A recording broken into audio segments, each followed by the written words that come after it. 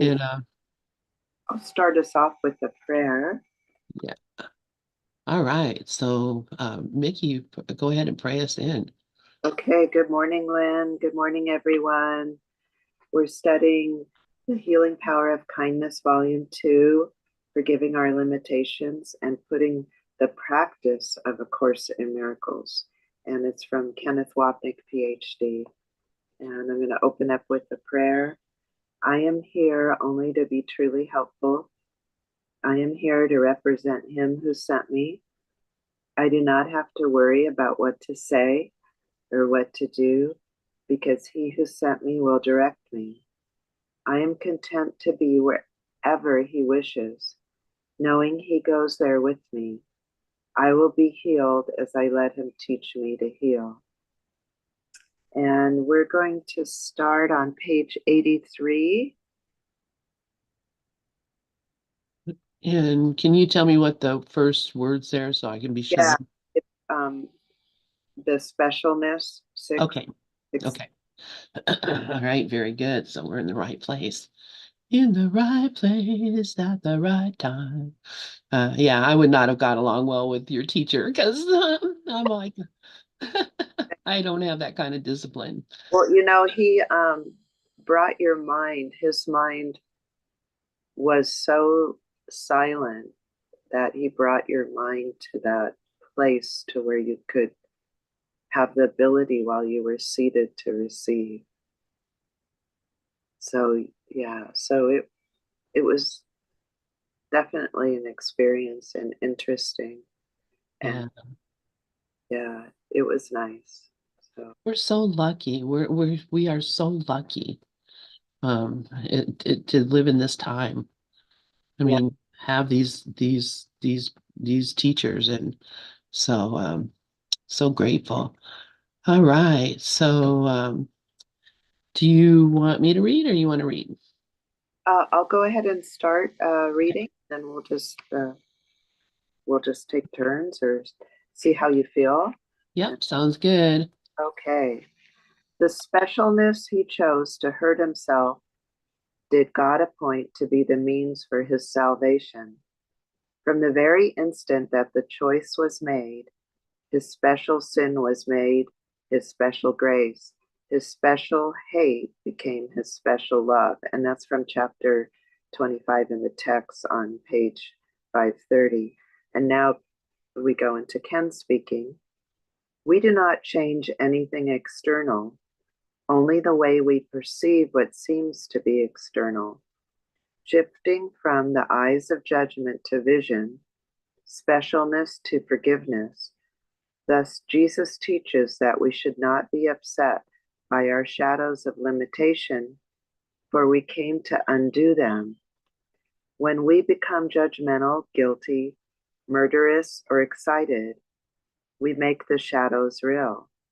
Our right minded purpose, however, is to reverse the ego's reason for our coming so that the tiny mad road into insanity becomes nothing more than a detour that will be as surely lead us home as will traversing a straight line. One takes longer, but we are only speaking of time, which is inherently unreal. There is no need to pressure ourselves or others or seek to impose guilt. And so we learn the kind gentleness of patience that reflects remembering to laugh at the ego's tiny mad idea of separation and limitation. So on this paragraph here, I love where Ken, talks about patience. And so he's teaching us not to be hard on ourselves and just to remember to laugh at the and also to laugh at ourselves, which is what you were saying, Lynn. So, because time isn't real. And so we just need to be patient with our limitations. So would anyone else like to comment on that? Yeah, this is yeah, so beautiful. And you'll probably hearing Sandy coming in and out the door because or I'm gonna unplug my little alarm here that tells me when somebody's at the house. You know, there we go, and it won't be going off when she comes in and out.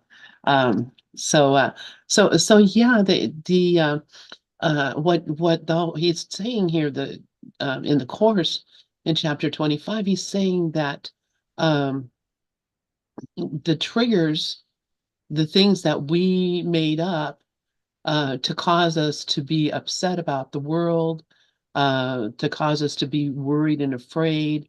All these triggers, the instant that the choice was made for specialness, which is the tiny mad idea, yeah, then that very instant, the Holy Spirit took everything that we made and turned it into a special grace and gave us the ability then to use these triggers to, as Dove says, be grateful for your triggers because they tell you what your where your thoughts are, where your fears are, where all these things are. So, you know uh, what we need to do is stop looking at these things that happen in the world. And, there's been a lot of stuff happening in the world that's upsetting to a lot of us because we prefer things to be a different way. But if we got our way, like we're asking God, oh, please just give me the candidate I want, which every single one of us has done, no matter what the candidate was. We ask, give us what we want. If we got what we want every time we ask like that, then we would never know that this is a story. This is not the real world. Um, and so he gave us these triggers so that we could forget. um, we choose to live under the ego's laws, um, and it says Ken says we made that choice because the ego told us this will make you special. God will look on you with special favor, or God will take care of you in a special way, or whatever it is that we're thinking God is going to do because of our specialness here. Uh, we chose all these things um, to to to shore up our specialness, but the Holy Spirit is choosing those very same things for us to see it a different way. And so that little discussion that we had before we came online here, somebody, said something to you that was, seemed to be um, hurtful, but in reality, it was there to be helpful to someone else and to give you a lesson. And so, when we take that limitation, we change the purpose of it. Um, and by changing the purpose, he says, changing the teacher who will show us how to approach these limitations. And of course, that teacher is the Holy Spirit. So whatever it is that's happening, it's not for us to attack and judge. It's for us to look for where is the kindness here? Where is the love here? Holy Spirit, show me what this is for. And so it doesn't matter it doesn't matter what illness we have or what family member is upsetting us or what politician is upsetting us or any of those things. Our job is not to sit here and be upset and angry and afraid. Our job is to change our mind about it and allow the Holy Spirit to change our mind about the world. So this is the core teaching of A Course in Miracles is that we can choose again, and we can choose with a teacher that whose only purpose is our best good. So that's why that famous What could you not accept if you but knew that all things past, present, and to come are gently planned, gently planned. The Holy Spirit put a plan in place to show us the goodness of these things that are happening to us. But we look at it and say, "Oh my God, the sky is falling." Don't get hit by chunks of falling sky. Go hide in the cave or something. When in reality, we should be looking around and saying, that the sky is not falling. Um, I'm here only to be truly helpful. I'm not here to run away and hide. I'm here to represent the Christ, and to think with the Christ and to be with the Christ. So this is, like I said, this is the core teaching of this course that is so essential. And I would suggest that to anyone. Take what is upsetting you and ask, what is the lesson that I'm here to learn? And it's not here to hurt me, it's only here to help me. So it's such a gift to have. So those are my thoughts about that, and I'm glad we went back to that paragraph. Thank you, Lynn, and thank you for discussing that with me about the prior incident that I had talked about on last week's class, because you're helping me to perceive it properly now. And yeah, I mean, it's already scripted in there, and that's what Ken was talking about. So that was actually the most gentle thing, was to correct me and not her, because she was it might have been her first retreat, or in her first even meeting with such an austere teacher that has a extremely austere background, coming from being a monk in the Himalaya mountains. And so thank you for that. And yeah, and I mean, it was the most gentle thing to do, was to correct me. And maybe by her, the place was so quiet in there that you could hear a pin drop. And maybe by her writing and being so distracting, maybe she was distracting my mind. And so maybe it was also for myself to realize that my thoughts were, being scattered at that time, that I really wasn't coming to full attention. So thank you. I appreciate that. Yeah, and that's how a gentle teacher works. So I mean, that's what an honor, um, to be there, and he's with you now. You. That's so beautiful. He's with you now and saying, my daughter, choose again. Oh gosh, I love it. Yeah, I love it too. Okay, well, I will go ahead and start the reading then, on the next paragraph. And it's from the darker areas, is coming from the text 25, chapter 25. The Holy Spirit needs your special function, that his may be fulfilled. Think not you lack a special value here. You wanted it, and it is given you. And here's Ken speaking now. We wanted the special value the ego places on limitation, and we received it. God would not accord our limitation any value, so we took it upon ourselves to make it our own. The Holy Spirit takes what we made and gives it an authentic value as our special function.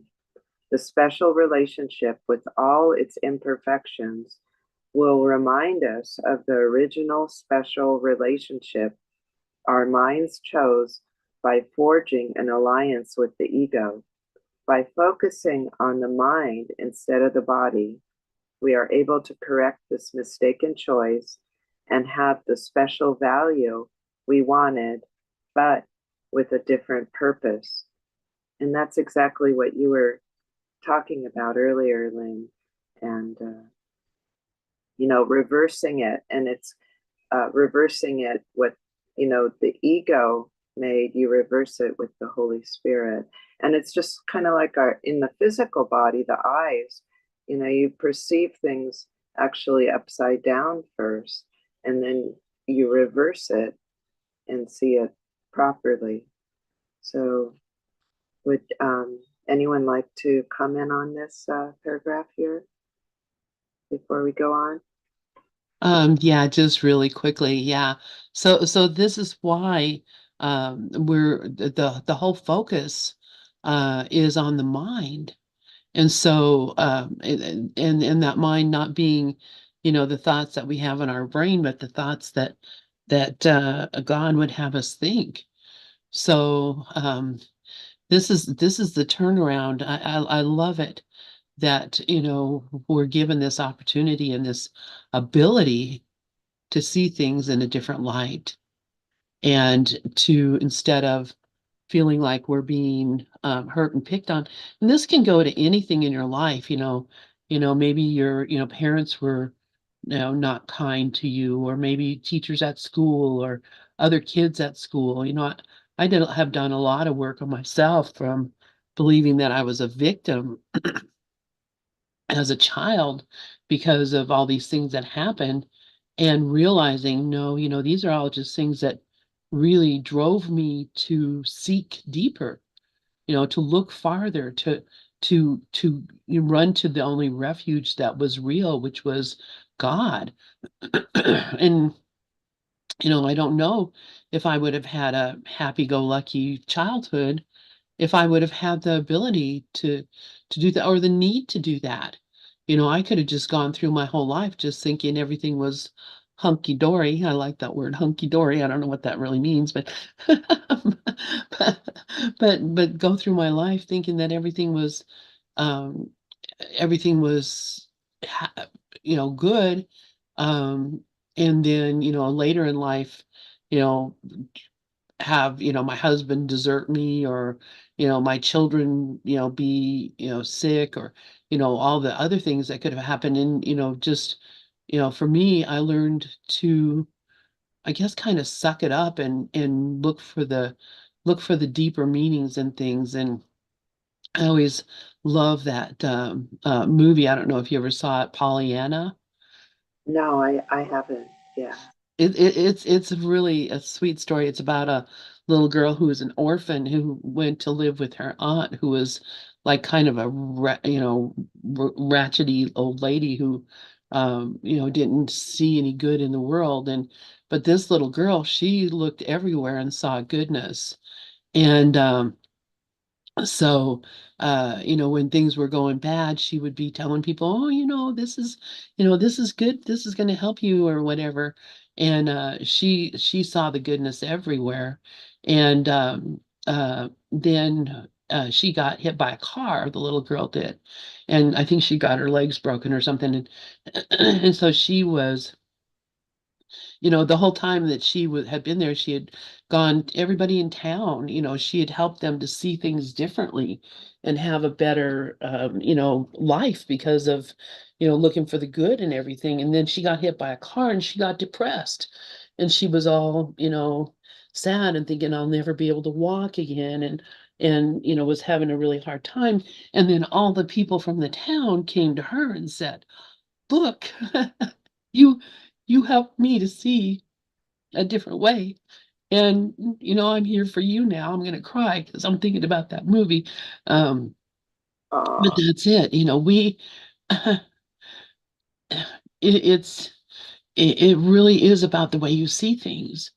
And they were able to bring her around to being in joy again. So um, that's what we do for each other here. And that's what the Holy Spirit does for us and through us. So such a wonderful, wonderful teaching this is. Thank you so much for wanting to share it with us. And I'll shut up and let you talk or read on. that's a very inspiring movie, and it kind of reminds me because like your partner, I work in nursing, and that's what a lot of the caregivers do, or therapists do, or physical therapists do, or occupational therapists do, is you when you work with a patient and they or a client and they start to advance in their walking, or they're able to take a little further step, or they're having a breathing difficulty and they're doing better that day, you encourage them. And so that's what we do with each other is, you encourage them, and it's so joyful.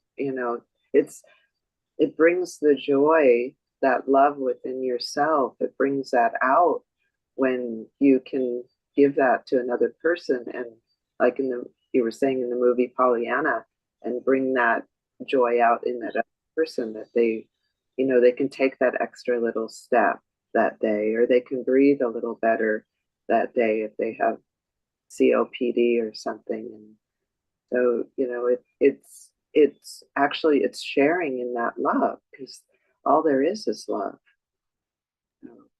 and encouraging one another. So it's that love. So thank And you. it doesn't cost anything. It's not like you have to do anything special. You just have to just be that love. Yeah, and you bring it out in another person, and then they bring it out in you, and it's a sharing. You're actually sharing that love. You're connecting with that love where you become one. And it kind of goes with today's lesson in the course is lesson 328. I choose the second place to gain the first. And in Ken's journey through the workbook, he talks that when you I choose the second. So when you take Jesus's hand, or you step back and ask Jesus or the Holy Spirit to help you to look, to perceive this differently, then you gain the first. Then you become one, because there the reality is there is no Trinity. There's only the one. So it goes in line too with that. I choose the second place to gain the first. So I love today's lesson. And my former teacher, Mr. Tar Singh, he used to say that to us all the time as students. He used to ask us, do you choose the second place to gain the first? Yeah, I think I really love your stories about him because I my first teacher was also from um that tradition, and it was Chogyam Trungpa, who what an amazing teacher he was. He didn't teach A Course in Miracles. He taught his own brand of Tibetan Buddhism, which was pretty radical actually for a lot of people. But the whole idea being, you really don't know, but you have to step back and allow, the Holy Spirit or the Spirit of Love to redefine things for you. And it's that's a perfect uh, um, step for people who are thinking that way already. But if you're not thinking that way already, it might seem like a pretty crazy way of looking at things, because you think, I have a mind and I can reason this out, but you can't. You can't reason it out because it's not reasonable. It's it's only knowable, and knowing and reasoning are two different things altogether. So really it's the whole idea of just coming back um, to put things in the proper perspective, which is, I'll step back and let him lead the way. I will, take the second, um, and let him be the first. It really is, it's such a gift for us to Really, have that. yeah, yeah. You were blessed to have that, you know, that Buddhism prior to the course too. It's almost like a preparation, and then it's a preparation for you. So. That was beautiful, Lynn. Thank you. Okay, I'll go on to the next paragraph. All that you made can serve salvation easily and well. The Son of God can make no choice the Holy Spirit cannot employ on his behalf and not against him. This is the heart of A Course in Miracles. We do not hate the limited world or body. We embrace them, not because they are wonderful in and of themselves, but because their imperfections can serve a holy function as we learn from our mistakes. Yet we cannot learn if we judge, as judging merely plunges us into guilt and ensures that nothing will change. If, however, we use our errors as the means of helping us understand the mind's insane thinking, everything will change, for our limited life will now have the meaning of forgiveness. And um, that goes in line with how Ken always says that it's either a prison or a classroom, and he's done several talks on that. And you can choose. You go to the decision maker, as Ken says, and you can ask to perceive this differently, which is choosing Jesus and the Holy Spirit, and then it's a classroom for you. And then, as he says in here, we learn from our mistakes. So, and you can't learn if you judge. So if you judge, you're not going to be able to learn. So does anyone else like to share on this beautiful paragraph here? I think you said it pretty well. That's it. That's all we have to do. Choose again. I love it. Yeah. And that's the heart of A Course in Miracles. And we all need to take Jesus's hand or the Holy Spirit, because then we're perceiving properly, because the fear is so great. And so that's why we need a helper. We need Jesus and the Holy Spirit to perceive it properly. And it's the reflection of God's love. So thank you. So okay, I'll go ahead and read the next paragraph then. Only in darkness does your specialness appear to attack. When you are on the battleground and become aware of the gruesome aspects of specialness, viciousness, hatred, and pain, it is difficult not to feel the hurtful effects of being a limited self. The guilt inherent in such a self concept drives us ever deeper into special relationships. The ego's insane attempt to escape guilt. However, it is only within the darkness of guilt, born of limitation, that our relationships appears as an attack. So, would anyone like to say anything on this paragraph? Yeah, I'm always going to have something to say here. This is such a point for us right now in this world. If especially if you're looking at the political situation or situation that's happening within the churches, what's happening within the different other countries where there's wars and things going on, and um, that's the battleground where we become aware of the gruesome aspects of specialness, viciousness, hatred, and pain. And in Ken says it's difficult not to feel the hurtful effects of being a limited self, but that guilt that that comes from thinking that we are limited and there's nothing I can do.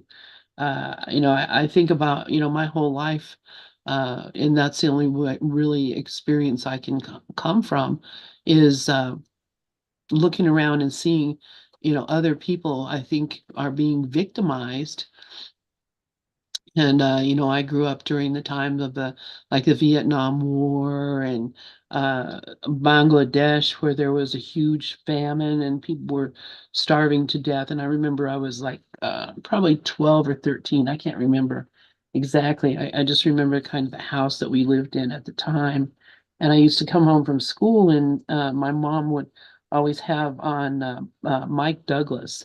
He was a talk show host, and he would have different things on his show. And one day he had these people who had come from Bangladesh, where there was this really terrible famine going on, and they had these videos they were showing, and the video was there was like a little boy. He was maybe like 2 years old and starving, and um, he got up and he walked a few steps and he fell over dead, dead from starvation. And in my little mind, I saw that and it shocked me so badly that I started crying and I couldn't stop crying. My mother had to take me to the doctor. The doctor had to put me on like Librium and trying to calm me down because I was so upset from seeing this horrible thing that happened in the world. And that guilt that I felt because I didn't know that these things were happening in other people. I mean, your mother would tell you, oh, you know eat your food because the children in China are starving, or whatever kind of, things that, they would tell you. But to actually see what that meant, that a starving child would just fall over dead, just was so horrible to me, that I couldn't take it. And I felt so guilty. And from that time on, I was avid trying to save the world, thinking, what can I do to help in this situation?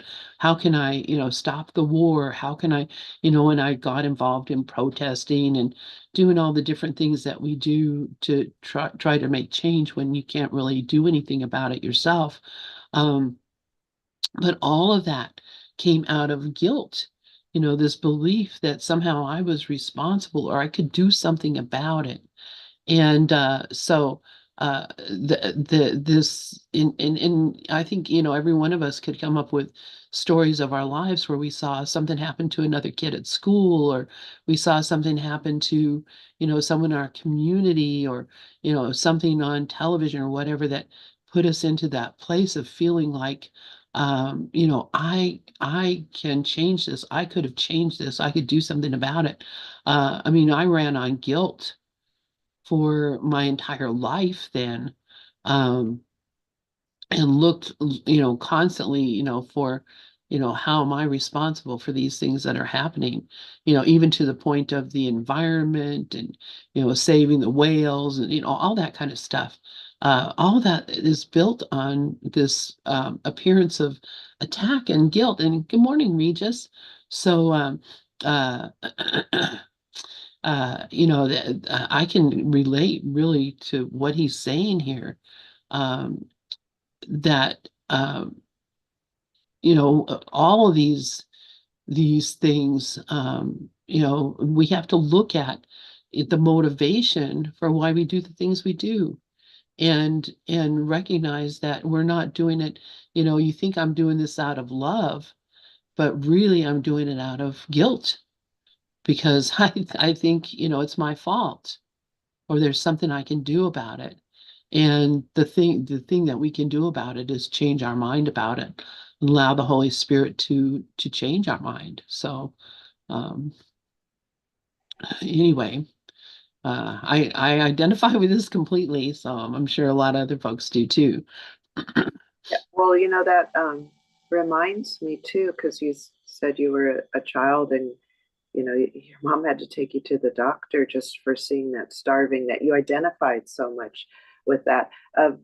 Since you come from a background of studying Buddhism, you might, tell the story, if you don't mind, about the Buddha. I mean, he Yeah, went through guilt when he's came out of his palace and what he saw. You might want to explain how that happened with him. Well, yeah, because he was a prince, according to the stories, and had lived in a palace, and his parents, his family did everything they could to prevent him from seeing the suffering of the world. So he didn't see sickness. He didn't know what sickness was. He didn't see death. He didn't know what death was. He didn't see starvation. He didn't see any of these things. And so he grew up with this idyllic life, thinking that the world was beautiful. You know, he got married and I believe he had children. You know, all this stuff. You know, he lived in this idyllic world in the palace. And then one day, I don't know if he went outside the palace or someone came into the gates of the palace who was ill, and he started to see it. Oh, outside of this place, there is, suffering, and when he went out and looked, he saw the suffering, and he, uh, yeah, was racked with guilt, realizing, I had a good life, and, look at what's happening out here. And so he went out, left his home, left his family, left his wife, and went out into the world to, he wanted to, determine what is causing all this, and what can I do to fix it. And in the end, the thing that he could do to fix it was to allow his thoughts to be changed.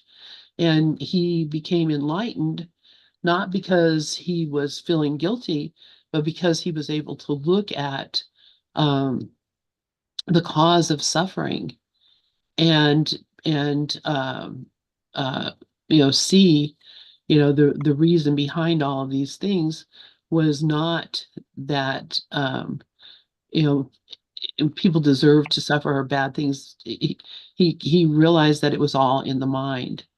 And so, you know, th- th- I think a lot of Buddhist communities tend to really look to the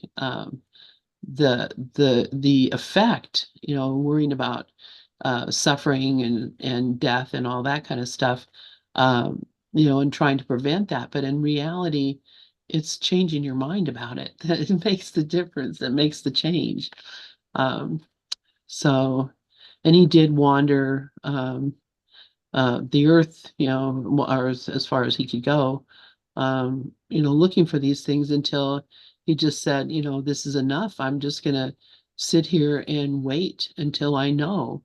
And that's the famous story of him sitting under the bo tree and being tempted by all the the world, and you know not allowing himself to succumb to that temptation.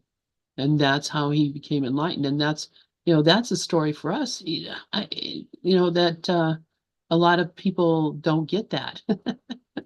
So anyway, uh so very interesting. Right. And I mean, I love how you said, looked at that. He was looking. So he was stepping back and looking, which is the undoing. And Tara Singh used to say that undoing is religion, the undoing, which is the looking. And so that's what the Buddha did, you know, he looked. He And that, looked. yeah, and that's, his mind then uh, became silent, and he was able to hear, the voice of the Holy Spirit in his mind. And since minds are joined, he was able to affect others with that too. And I believe he taught, right? Didn't he teach others as Yes. Yeah. Yeah, then he did. And people, lots of people came to him. And So yeah, I mean, that's what you have to do. Once you see um then it's your duty, really, to share it, share what you've learned. That's why we do what we do. right? It's a sharing. That's what Tara Singh used to always call it, was as sharing, that you're sharing with your brothers, Yep, the sharing, because minds are joined. So this is a sharing too. it Beautiful. is. Yeah. Okay. Well, I don't see any hands. Oh, Regis's hand is up. Go ahead, Regis, please. Oh yeah, thank you. I just wanted to piggyback on Lynn. Because one thing that she said that really struck me. Um, she didn't say it in these exact words, but it's not what you do, it's why you're doing it, and that is so important because on this path or just in our life, whether we think we're on the path or not, we look at these that we call loving acts or kind acts, and we can all be doing the same thing, uh, but we're getting different results. And a lot of times we're getting different results and we get kind of confused about what's going on with these results and reactions.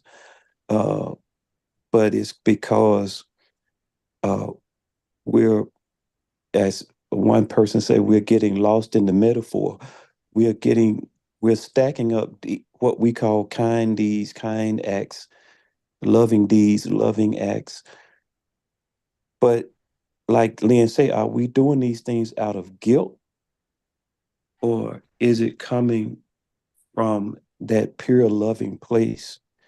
And that's a huge difference. When in life, we'll see all people at certain times doing similar things.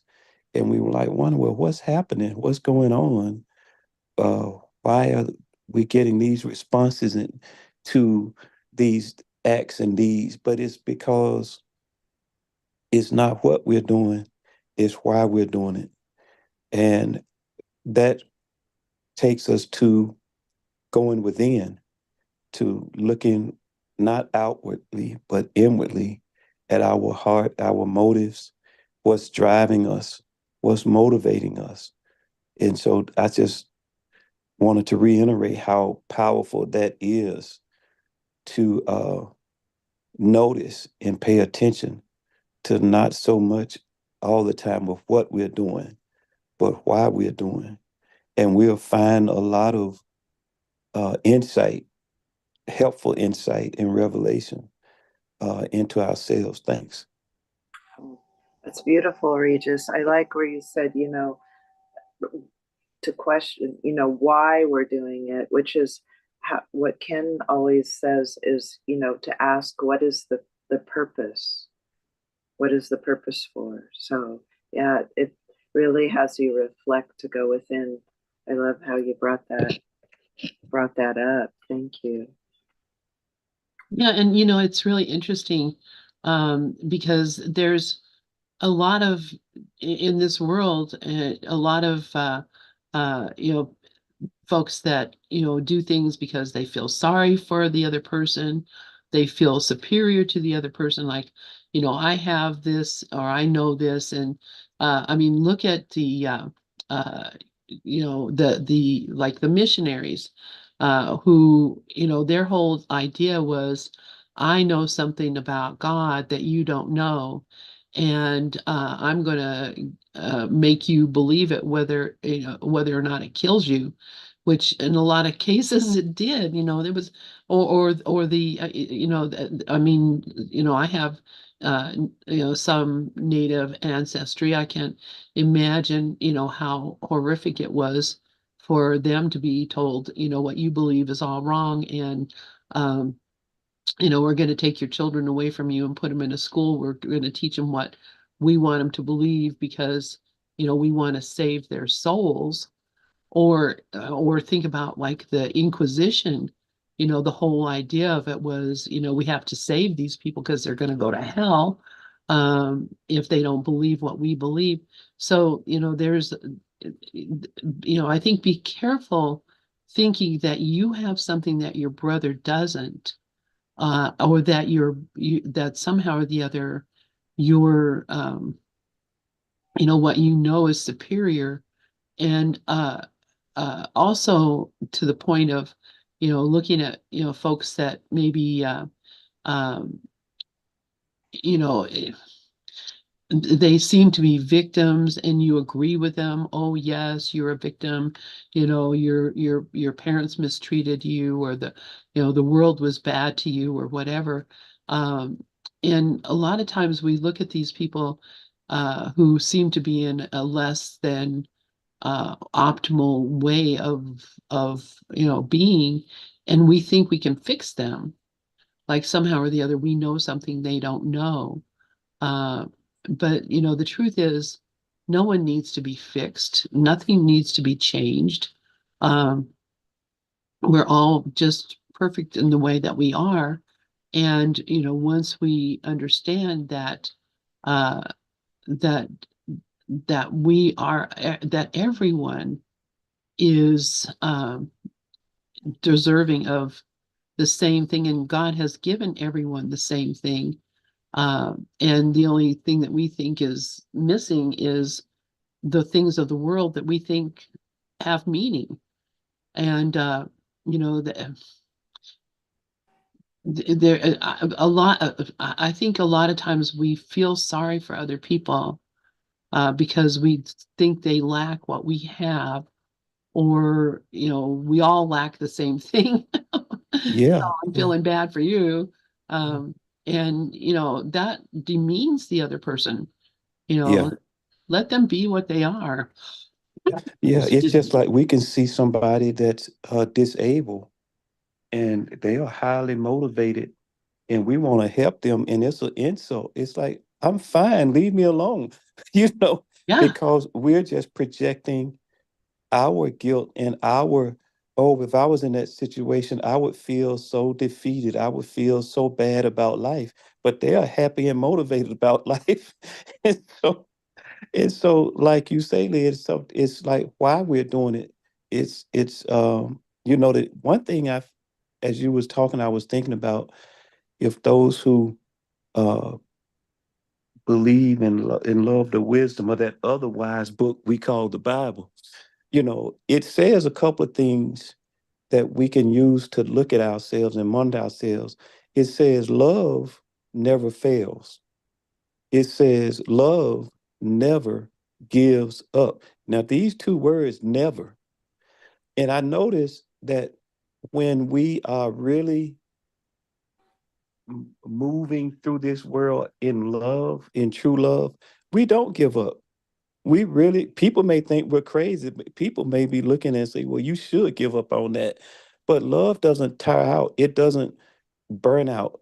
If we find ourselves in a place where we like, I gave all and nobody ever helped me, and I gave all I could, and people never did this, or people never did that, we have to go back and look at why was I doing all the things that I thought I was doing that was so wonderful and great? Because love never fails. It never gives up, And if we really believe that, then we have to look at, oh, it's me, oh Lord, standing in need of prayer. I need to go within and look at what was behind all of these things that I was doing, that now I'm sitting in this place depressed and burnt out and thinking that people didn't respond properly. I think that's something really powerful to contemplate. Thanks. Yeah, that's really beautiful, Regis. Thank you for sharing that. And yeah, the looking is the undoing, and there is only love. And yesterday's lesson on A Course in Miracles, yesterday's lesson on lesson 327, I need but call and you will answer me. That really hit me because Ken said there in the lesson, calling on God now is to realize our mistake. And so we return to the decision making part of our minds and choose correctly. God automatically answers because we have placed ourselves in the presence of his answer. And that really affected me because, and what you just said too, Regis, because it's the looking. When you go to that looking, that decision maker, that part, the undoing, Ken says here, we placed ourselves in the presence of his answer. So you're in that presence you're really in the presence, which is his answer, which is the presence of God, which is his reflection of his love. So that's to be in the present moment, to step back and look. You're in the present moment. Thank you. Anyone else like to comment on that paragraph?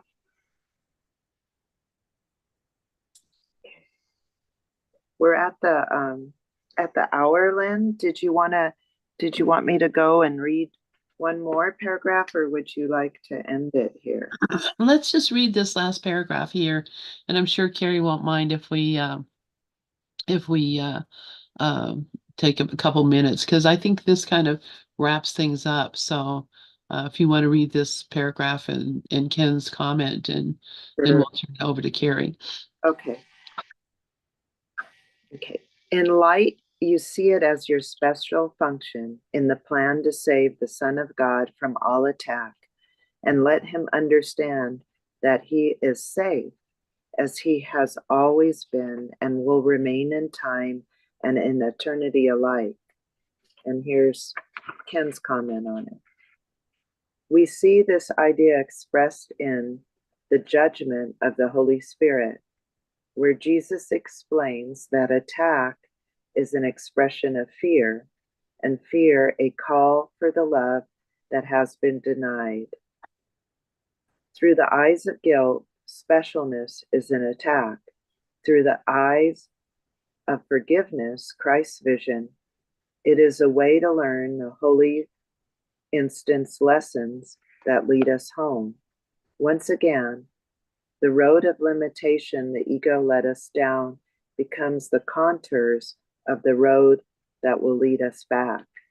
To repeat, we are not asked in A Course in Miracles to deny the obvious limitations of life in the body, personally or collectively. Our life is a classroom, and by dismissing what is going on, by glibly uttering, quotation, "This is all an illusion and I am going to ignore it," end of quote, we deny Jesus the only means in the universe he can use to help us. This, of course, is precisely why we deny it. Our egos do not want the help. To pretend we are not children of our families or citizens of the world, thereby asserting it does not matter what goes on around us, is to fall prey to denial. Try not to forget that our lives of limitations are classrooms that afford Jesus the opportunity to help us. Our special sin was made our special grace. Our special hate became our special love. If we deny our belief that limitation is a sin, it cannot be turned into grace. If we deny it is hate, it cannot be turned into love. If we deny it was a mistake, it cannot be corrected by forgiveness. As our kind teacher Jesus says to us, quote, "Let me help you look at your world through my eyes, and you will see everything differently," end quote. He teaches us that everyone calls for help, everyone, not some, not just the people we like. Take any conflict and talk to people about both sides of the conflict, whether international or personal, and invariably you will get different perceptions of what is good and what is evil. The truth is that within the dream, everyone is good, everyone is evil, everyone is insane. The sane and the good do not come here, but stay home with sanity and goodness. Observe your tendency to exclude or make exceptions. The characteristic of special relationships is exclusivity, whereas the characteristic of holy relationships is inclusivity. Since specialness excludes, it always involves comparisons. The holy relationship, which shifts to the Holy Spirit as teacher, includes everyone without exception. And this is the kindness that heals the belief in separation and limitation. And so we'll end here. And if anyone would like to comment on this paragraph here that Ken wrote, and I just think it's beautiful. I think that is honestly, this is the watchword for us, Course in Miracles students. We're here to be inclusive and not exclusive. And we saw it ourselves in this just recent election that we had in this country. Course in Miracles students were divided, saying this person is good and that person is bad, and this person is a sinner and that person is, a saint. And it's not like that. This is a classroom for us to learn that none of those things are possible, that all of us are the same. And so I really want to caution myself, along with everyone who are Course in Miracles students, that our job is not to judge and exclude. Our job is to love and include. And I don't give a rip, who or what you voted for. You could have voted for the dog, and that does not make you anything other than a son of God, which is what we are. So, I'm grateful for this teaching. Thank you, Mickey, for choosing to do this. oh, thank you. And thank you, Lynn. And thank you, Regis. Thank you, Karen, for also, and for everyone, Mickey, everyone that shares and this teaching on the healing power of kindness. And I'm so grateful that Gloria, Ken's wife, encouraged him to put these little books together, that we can have this sharing with one another. And so I don't see any other hand up right now. And I don't want to go into Carrie's time, but I would like to end it, if it's okay with you, Lynn, on this beautiful poem called Transformation from the Gifts of God, to read from that, if that's okay. Yes, thank you. Please do. Transformation. It happens suddenly. There is a voice that speaks one word and everything is changed. You understand an ancient parable that seemed to be obscure, and yet it meant exactly what it said. The trivial enlarge in magnitude, while what seemed large resumes the littleness that is its due.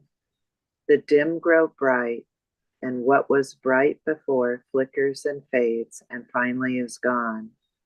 All things assume the role that was assigned before time was, in ancient harmony, that sings of heaven in compelling tones, which wipe away the doubting and the care. All other roles can fade, for certainty must be of God. It happens suddenly, and all things change. The rhythm of the world shifts into concert. What was harsh before and seemed to speak of death now sings of life and joins the chorus to eternity. Eyes that were blind begin to see, and ears long deaf to melody begin to hear. Into the sudden stillness is reborn the ancient singing of creation's song, long silenced but remembered. By the tomb, the angel stands in shining hopefulness to give salvation's message. Quote, be you free and stay not here. Go on to Galilee. End quote. The Gifts of God, Dr. Helen Schuckman. Thank you. Wow. What a beautiful poem. Thank you for reading that, Mickey. I appreciate that so much and appreciate everyone here. And if that's Miss Cher Murphy, hello, sweetheart. It's good to have you here in the room, and I'm grateful for you. So go ahead and close this out, and we'll be turning the mic over to Carrie here in a minute. Thanks, you guys. I love you, dear. All right.